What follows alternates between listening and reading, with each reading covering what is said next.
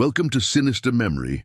If you're new here, subscribe now and let us know in the comments where you're listening to this story. Let's get to today's story.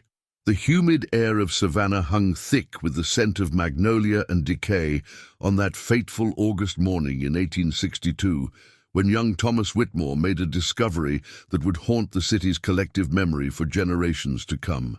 The Confederate blockade had transformed the once prosperous port into a shadow of its former self, where whispered prayers mingled with the distant thunder of Union cannons, and where even the most sacred spaces seemed touched by an inexplicable darkness.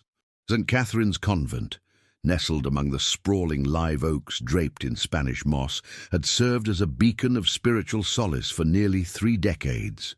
The Gothic revival structure, with its soaring spires and intricate stonework, stood as a testament to the unwavering faith of the Sisters of Mercy, who had dedicated their lives to serving the poor and afflicted of Savannah.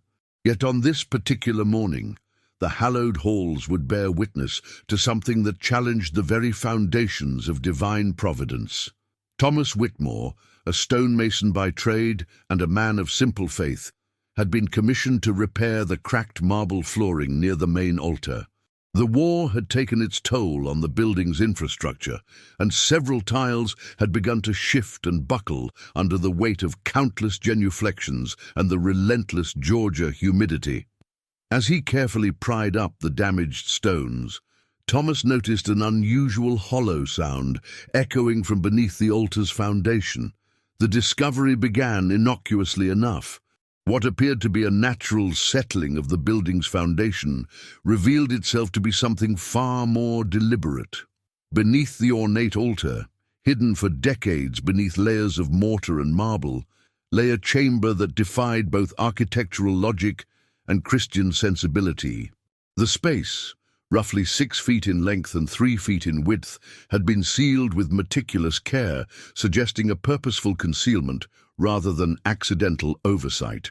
Dr. Edmund Hartwell, the city's most respected physician and a man whose scientific mind had been shaped by years of medical study in Edinburgh, was summoned to examine the scene.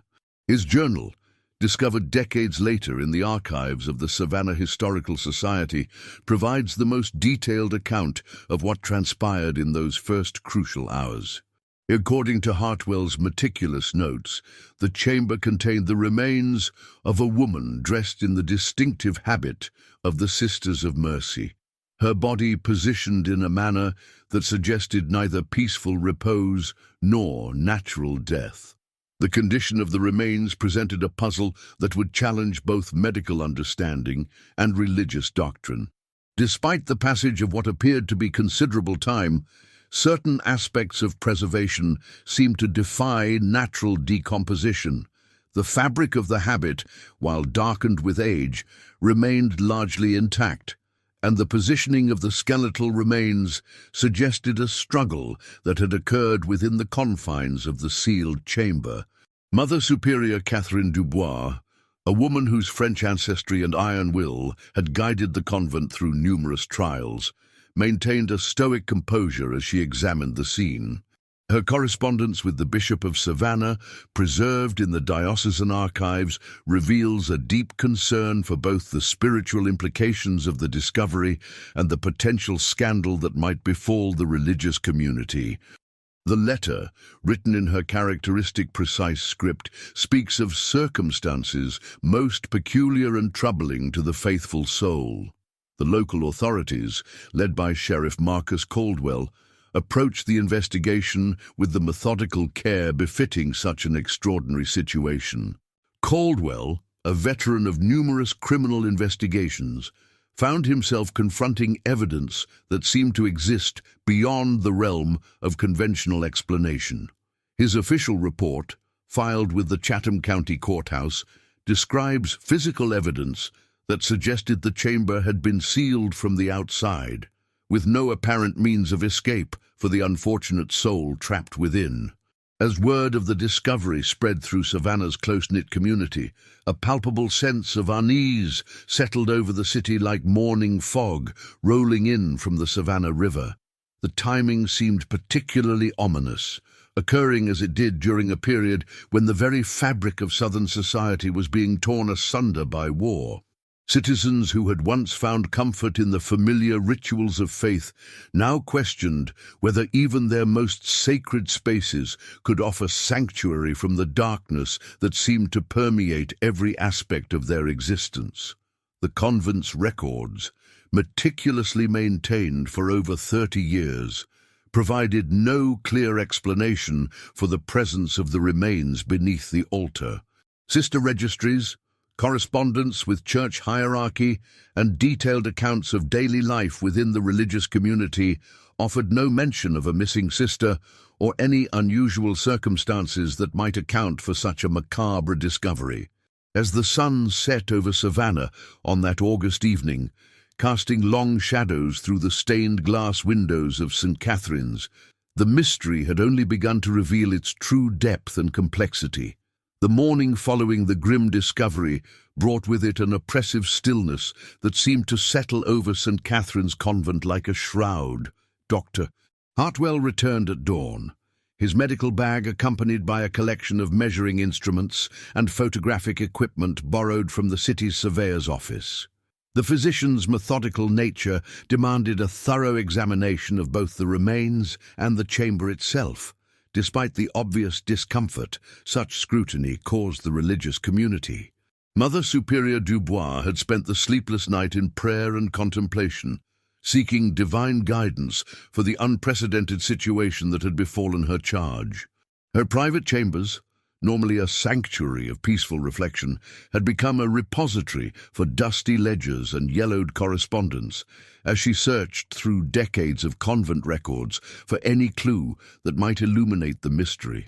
The careful script of her predecessors told stories of devotion, charity, and sacrifice, but offered no explanation for the sealed chamber beneath their most sacred space. The convent's founding documents, dating back to 1834, revealed that the original construction had been overseen by a French architect named Henri Beaumont, whose reputation for ecclesiastical design had drawn him from New Orleans to Savannah. Beaumont's detailed architectural plans, preserved in the diocesan archives, showed no indication of any chamber beneath the altar. The discrepancy between the original blueprints and the physical reality of the building suggested that modifications had been made during or after construction, alterations that had been deliberately concealed from official documentation. Dr. Hartwell's examination of the remains yielded findings that defied conventional medical understanding. His journal entries, written in the precise language of scientific observation, documented anomalies that challenged both his professional expertise and his rational worldview. The positioning of the skeletal remains indicated that the individual had been alive when sealed within the chamber, yet the condition of the bones suggested a preservation process that exceeded natural mummification. Most disturbing of all, the skull bore evidence of trauma that appeared to have occurred from within the sealed space. Sheriff Caldwell's investigation expanded beyond the physical evidence to encompass the human elements of the mystery. His interviews with long-serving members of the Savannah community revealed fragments of half-remembered stories and whispered legends that had circulated for decades. Mrs. Evangeline Thornton, whose family had been among the convent's earliest benefactors, recalled childhood tales of strange sounds emanating from the church during certain phases of the moon. Her grandmother had spoken of nights when the faithful would hurry past St. Catherine's, crossing themselves and muttering prayers against whatever unholy presence seemed to stir within the sacred walls. The city's records office yielded additional pieces to the growing puzzle. Property deeds and construction permits from the 1830s revealed that the convent's construction had been plagued by a series of unexplained delays and worker departures. Several stonemasons and carpenters had abandoned the project without explanation, forfeiting their wages rather than continue their labor.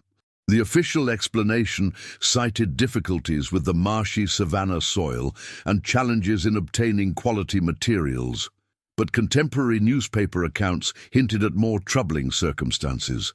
The Savannah Morning News archives contained a brief mention from September 1835 of unusual disturbances at the construction site. Though the article provided no specific details, more intriguing was a letter to the editor from a concerned citizen who questioned the wisdom of building a house of worship on ground that had previously served as a burial site for victims of the yellow fever epidemic of 1820. The letter's author, identified only as a faithful observer, suggested that the dead should not be disturbed from their eternal rest, regardless of the noble intentions of the living.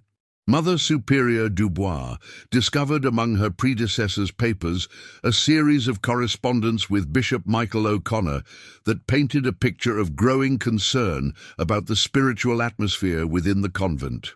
Mother Teresa Montclair, who had served as superior from 1840 to 1855, had written repeatedly about sisters experiencing disturbing dreams and unexplained phenomena.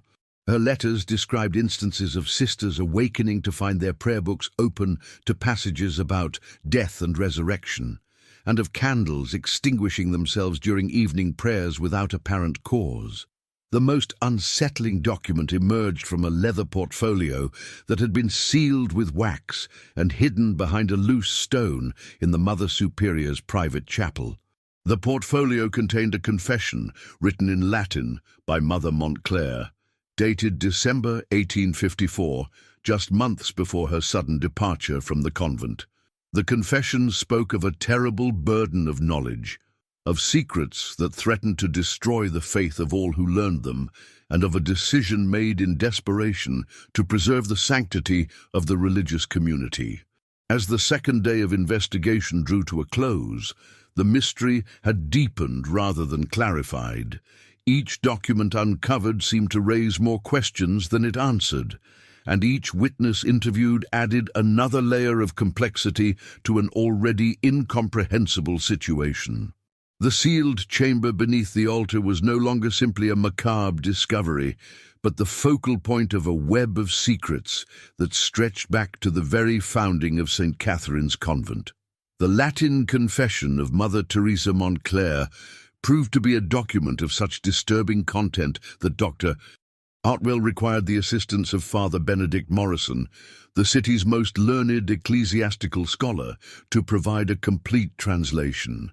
Father Morrison, whose mastery of ancient languages had been honed through decades of theological study, approached the task with visible reluctance, his weathered hands trembling slightly as he deciphered the archaic script by candlelight in the privacy of his rectory. The confession revealed that Mother Montclair had discovered the sealed chamber in 1842, 8 years into her tenure as Mother Superior. According to her account, the discovery had occurred during renovations to install new heating pipes beneath the altar area.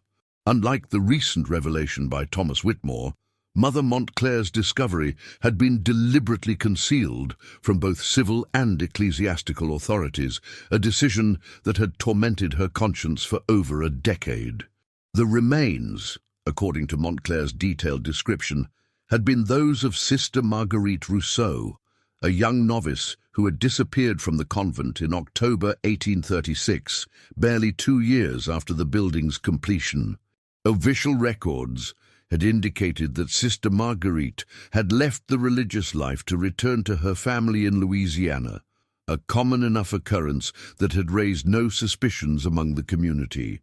However, Montclair's confession revealed that Sister Marguerite had never departed Savannah, but had instead met her fate in the chamber beneath the very altar where she had taken her vows of poverty, chastity, and obedience.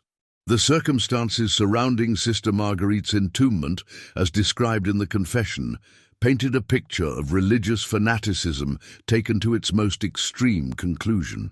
Mother Montclair wrote of discovering evidence that suggested Sister Marguerite had been sealed alive within the chamber as punishment for what the confession termed grievous sins against the sacred order.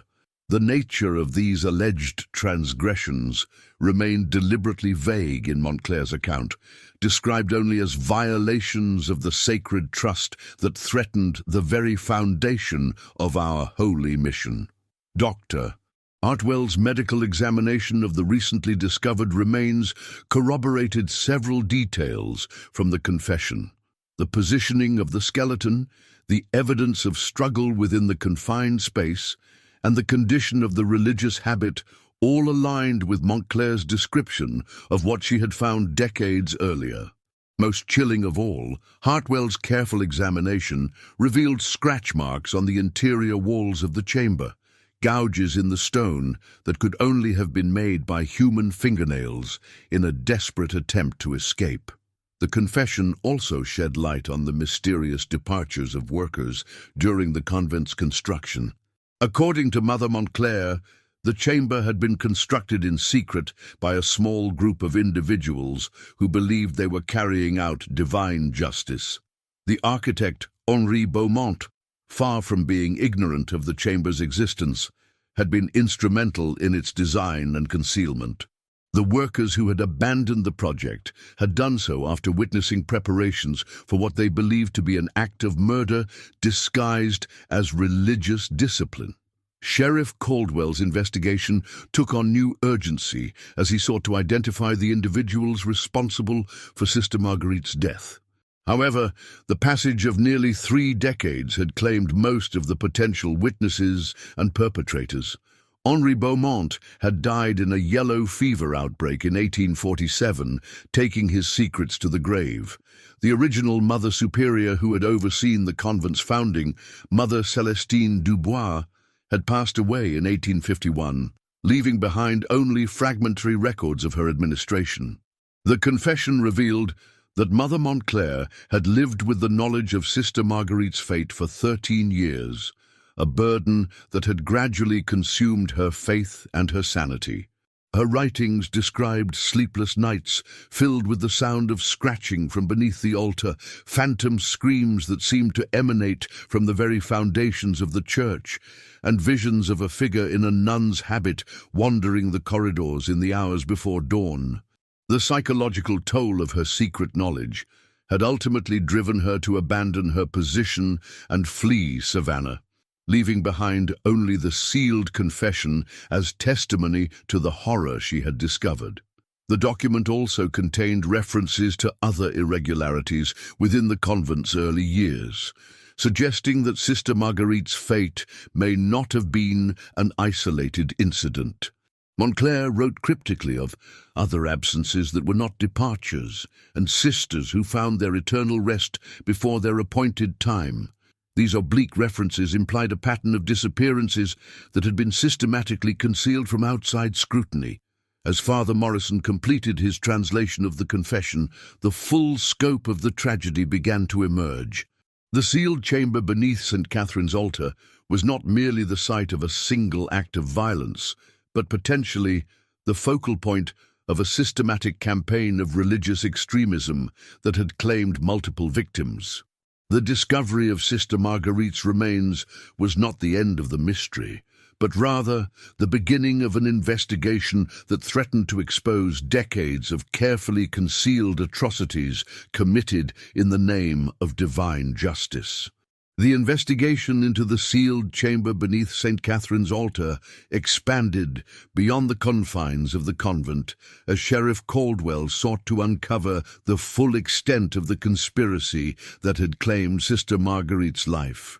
His methodical examination of city records from the 1830s revealed a disturbing pattern of disappearances and unexplained deaths that coincided with the convent's construction and early years of operation. The official explanations for these incidents had been accepted without question by a community eager to believe in the sanctity of their religious institutions. Dr. Hartwell's medical expertise proved invaluable as he examined additional evidence that had been overlooked during the initial discovery. His careful analysis of the chamber's construction revealed sophisticated knowledge of human anatomy and the process of suffocation, The chamber had been designed not merely to contain, but to prolong the suffering of its victim. Ventilation holes, barely large enough to admit air, had been strategically placed to ensure that death would come slowly, allowing time for what the perpetrators presumably believed to be spiritual purification through suffering. The architectural plans recovered from Henri Beaumont's estate provided further insight into the calculated nature of the crime. Hidden among routine construction drawings were detailed sketches of the chamber's design, complete with measurements and specifications that demonstrated careful planning rather than spontaneous action. Beaumont's personal correspondence, discovered in a trunk in his former residence, revealed his correspondence with religious authorities who had commissioned the secret construction as part of what they termed divine correction of wayward souls. Father Morrison's continued translation of ecclesiastical documents uncovered references to a secretive religious order that had operated within the broader Catholic community during the 1830s. This group, which called itself the Custodes Fidei, or Guardians of Faith, believed that extreme measures were justified to preserve religious purity within their institutions. Their doctrine, influenced by medieval concepts of corporal punishment and spiritual purification, advocated for the physical elimination of individuals deemed to pose threats to religious orthodoxy. The membership of this clandestine organization included several prominent figures in Savannah's religious and social hierarchy. Among the names found in Beaumont's correspondence were those of wealthy benefactors who had funded the convent's construction, Maison church officials who had overseen its establishment, and even civil authorities who had facilitated the cover-up of suspicious deaths. The conspiracy had reached into the highest levels of Savannah society, protected by a network of influential individuals who shared a fanatical commitment to their distorted interpretation of religious duty. Sheriff Caldwell's investigation revealed that Sister Marguerite's alleged transgressions had been relatively minor by conventional standards. According to testimony from surviving witnesses, she had been accused of maintaining correspondence with a young man from her former life, a violation of her vows that would typically have resulted in counseling or, at most, dismissal from the religious order. However, the Custodes Fidei had viewed any deviation from absolute obedience as evidence of spiritual corruption that required extreme remediation. The process by which Sister Marguerite had been condemned and executed followed a twisted parody of ecclesiastical justice. Secret tribunals had been convened to judge her case, with evidence presented by anonymous accusers and no opportunity for defense. The sentence of live burial had been carried out under the guise of a spiritual retreat, with Sister Marguerite told that she was being taken to a place of meditation and prayer. Only when the chamber was sealed did she realize the true nature of her fate. Dr. Hartwell's examination of the chamber's interior revealed evidence of Sister Marguerite's final hours that painted a horrifying picture of her ordeal. Scratches on the walls formed patterns that suggested attempts to carve prayers or appeals for mercy. Fragments of fingernails embedded in the stone testified to her desperate efforts to escape. Most disturbing of all, the positioning of her remains indicated that she had survived for several days within the sealed space, sustained by the minimal air supply that her captors had provided. The discovery of additional chambers beneath other areas of the convent confirmed the systematic nature of the Custodes Fidei's activities. Ground-penetrating surveys revealed at least 3 other sealed spaces, each constructed with the same meticulous attention to prolonging suffering while ensuring eventual death. The convent, rather than being a sanctuary of faith and charity, had served as an execution ground for a fanatical organization that had perverted religious doctrine to justify murder. As the investigation progressed, the true scope of the conspiracy became apparent. The Custodes Fidei had operated for nearly a decade, claiming an unknown number of victims before internal conflicts, and the death of key members led to its dissolution.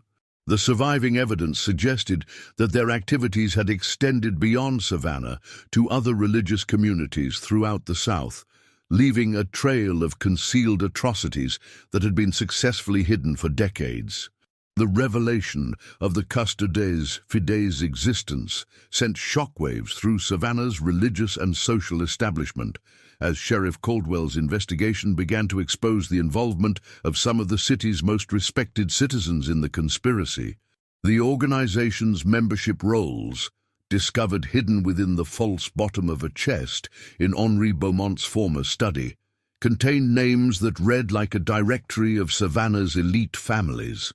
Merchants, plantation owners, city officials, and even members of the judiciary had participated in what they believed to be a sacred mission to purify the Catholic Church through extreme measures.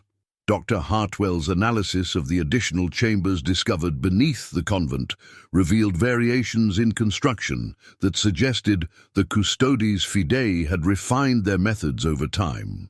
The earliest chamber, dating to 1835, showed crude workmanship and design flaws that would have resulted in relatively quick death. However, subsequent chambers demonstrated increasingly sophisticated understanding of how to prolong suffering while maintaining the victim's consciousness. The final chamber, constructed in 1844, incorporated features that could sustain life for weeks under the most agonizing conditions. The organization's theological justification for their actions emerged from documents found in the private library of Judge Cornelius Blackwood, one of the conspiracy's most prominent members. These texts, written in a mixture of Latin and French, outlined a doctrine that viewed physical suffering as the most effective means of spiritual purification. The Custodes Fidei believed that individuals who had strayed from absolute religious orthodoxy could achieve salvation only through extreme penance, and that those who administered such correction were performing acts of divine mercy. Father Morrison's translation of the organization's charter revealed the careful selection process used to identify potential victims. The Custodes Fidei maintained detailed surveillance of religious communities throughout the region, documenting what they perceived as violations of sacred vows or departures from doctrinal purity. Their criteria for condemnation included not only obvious transgressions, such as romantic attachments or questioning of authority, but also subtle behaviors such as excessive laughter, insufficient enthusiasm during prayers, or failure to demonstrate appropriate reverence during religious ceremonies. The conspiracy's operational methods demonstrated remarkable sophistication in avoiding detection by legitimate church authorities. The Custodes Fidei had established a network of informants within religious communities who reported on the behavior of their fellow sisters and brothers. These informants, motivated by promises of spiritual reward and threats of becoming targets themselves, provided the intelligence necessary to identify and isolate potential victims. The organization's influence within church hierarchy ensured that official inquiries into disappearances were either discouraged or misdirected. Sheriff Caldwell's investigation uncovered evidence that the Custodes Fidei's activities had extended far beyond St. Catherine's Convent. Similar chambers had been constructed at religious institutions in Charleston, New Orleans, and Mobile, suggesting a coordinated campaign of terror that spanned the entire Gulf Coast region. The organization's correspondence revealed plans to expand their operations to Catholic communities in Texas and Florida, ambitions that were apparently thwarted by the outbreak of the Civil War and the subsequent disruption of their leadership structure. The psychological profile of the Custodes Fidei's members, as reconstructed from their personal papers and correspondence, revealed individuals who had become convinced that the Catholic Church was under assault from forces of moral corruption. Their writings expressed paranoid fears about the influence of secular society on religious communities, and a belief that only the most extreme measures could preserve the purity of their faith. Many members had experienced personal tragedies or spiritual crises that had left them susceptible to the organization's radical ideology. Dr. Pai. Hartwell's medical examination of artifacts recovered from the chambers provided disturbing insights into the victims' final experiences. Religious items found within the sealed spaces had been deliberately placed to mock the victims. Faith, with crucifixes positioned to be visible but unreachable, and prayer books open to passages about divine abandonment and spiritual despair. The psychological torture inflicted by these arrangements was as calculated as the physical suffering caused by the chamber's design. The investigation revealed that the custodes fidei had developed elaborate rituals surrounding their executions, ceremonies that they believed transformed acts of murder into sacred rites. These rituals, described in detail within the organization's secret liturgy, involved prayers for the victims' souls, blessings of the execution chambers, and formal pronouncements of spiritual judgment. The perpetrators had convinced themselves that they were performing acts of divine service rather than committing heinous crimes. The organization's downfall had begun in 1845 when internal disputes arose over the selection of victims and the interpretation of their sacred mission.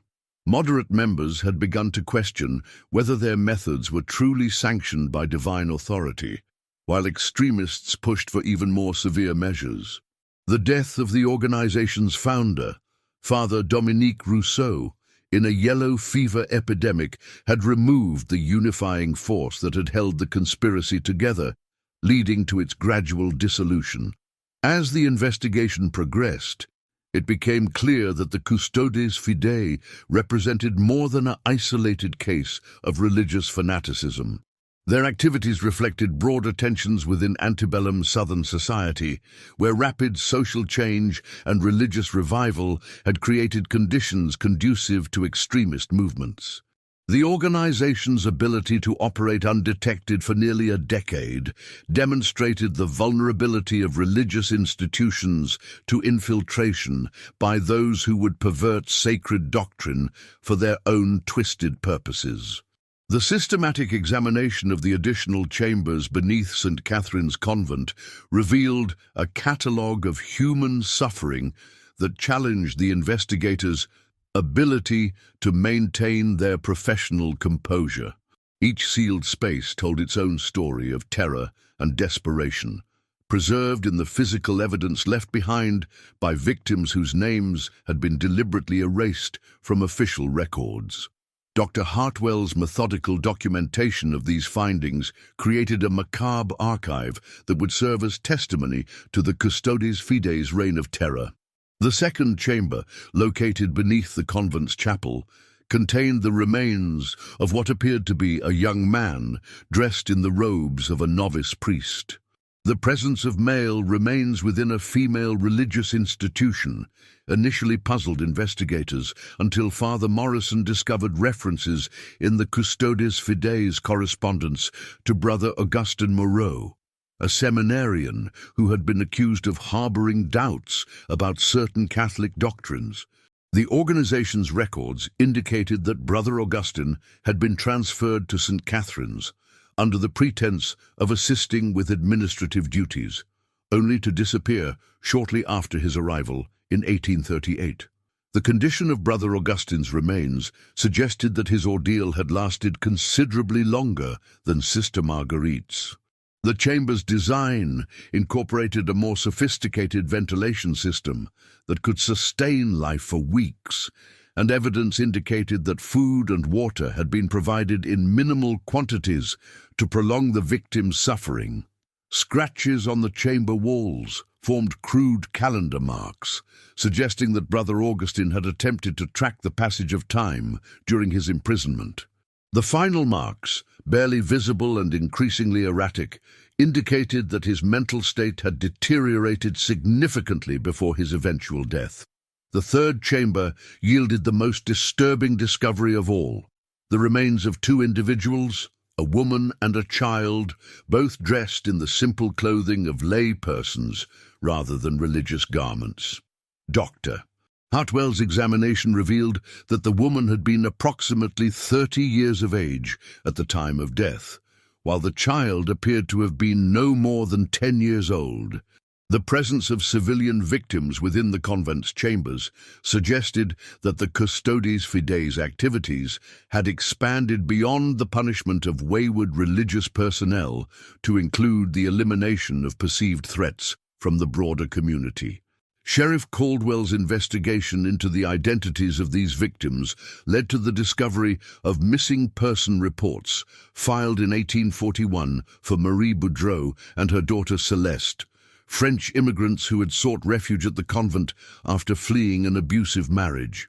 The official explanation for their disappearance had been that they had continued their journey to relatives in Louisiana, but the Custodes Fides records revealed a different fate.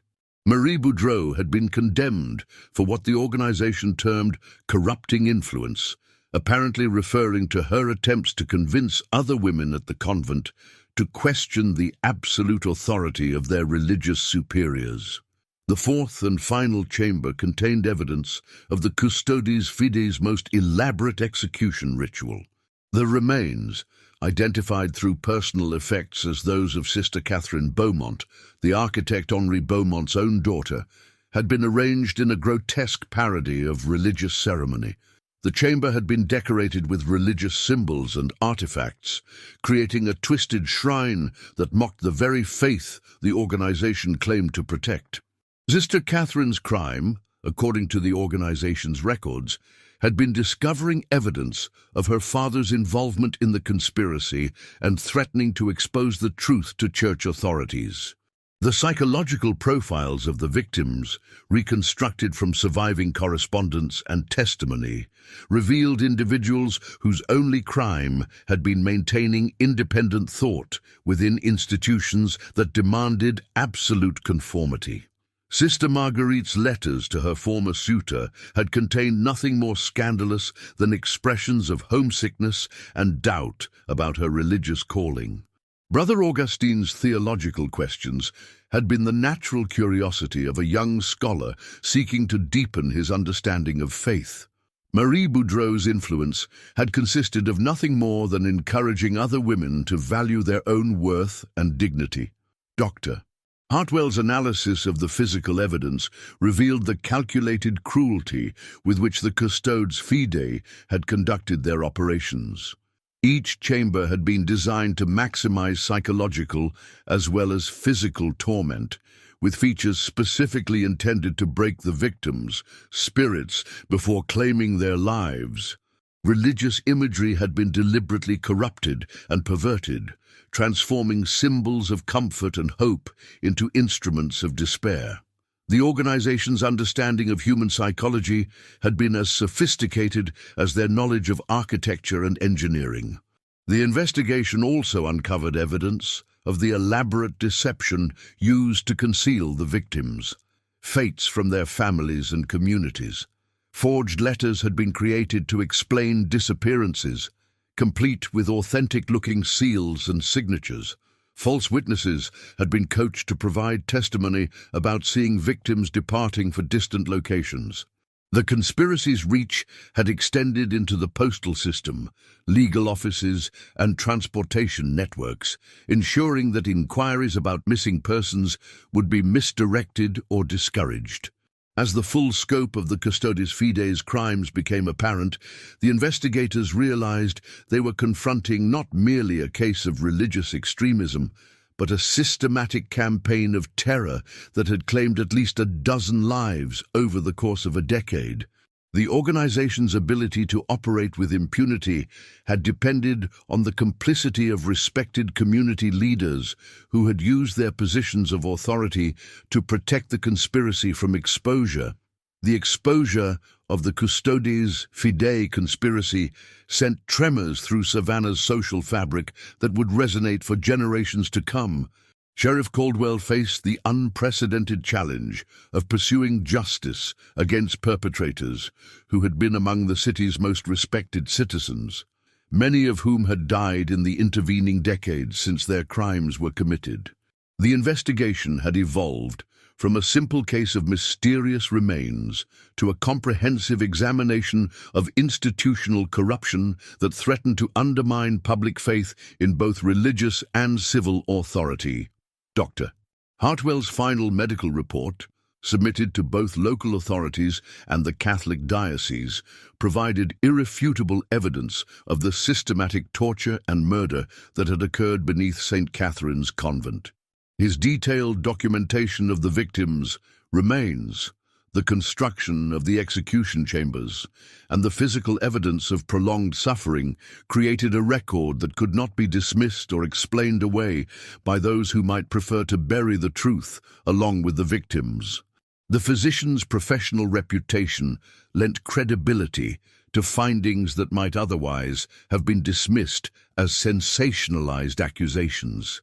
The Catholic Church's response to the revelations demonstrated the complex challenges faced by religious institutions when confronted with evidence of corruption within their ranks. Bishop O'Connor, who had succeeded the prelates involved in the original conspiracy, found himself in the impossible position of acknowledging the crimes while attempting to preserve the faithful's trust in church authority. His decision to cooperate fully with the civil investigation, while simultaneously conducting an internal ecclesiastical inquiry, represented an unprecedented level of transparency for the Catholic hierarchy in the antebellum South.